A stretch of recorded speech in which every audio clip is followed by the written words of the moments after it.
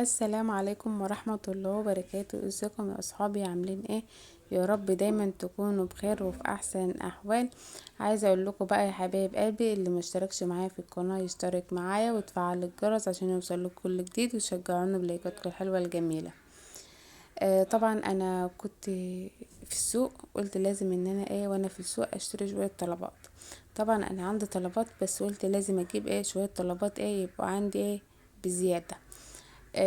طبعا بقى جبت خضار، وكان عندي برضو مكرونه وشرايح حاجات من دي، فجبت تغلقه وكده.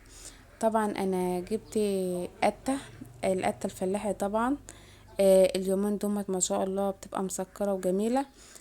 طبعا انا الكيلو ب15 جنيه. جايبه الكيلو في الخيار، في القته ب15 جنيه. طبعا وجبت اللي هو الخيار برضو الفلاحي. طبعا جايباه الكيلو ب20 جنيه. طبعا اليومين دول بقى بيبقى الخيار بقى بيبقى فلاحي، مش بيبقى السبطات. طبعا ومعايا برضو اللي هو الطماطم.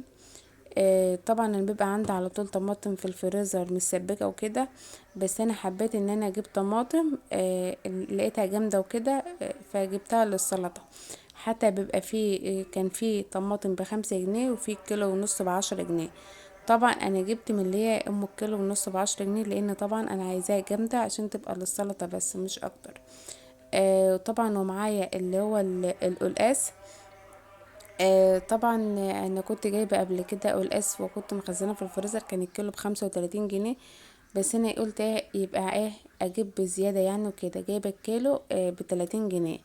طبعا وجبت برضو فاكهه معايا، جايبه موز الكيلو ب20 جنيه.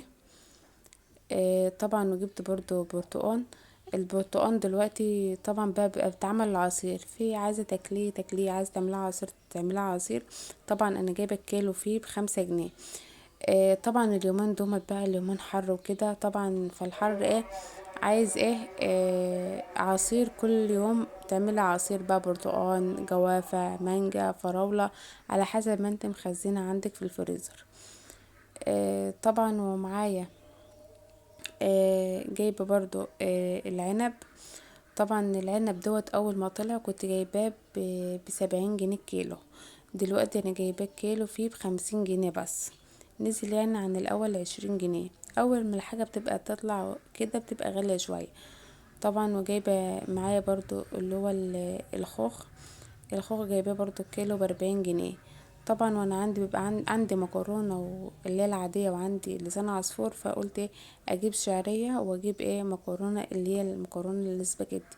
طبعا انا جايبة الكيلو ب30 جنيه المكرونة. ومعايا برضو اللي هو السمك اللي هي سمكة القمرة. طبعا انا كنت جايباها مسطنة كده، يعني ما حبيتش ان انا اجيبها كبيرة قوي عشان كنت انا اجيبها اقليها. طبعا بحيث ان انا هقليها عايزة الواحدة بوحدتها وكده. اهوت ما شاء الله بألف هنا وشفا يا رب على اللي هياكل.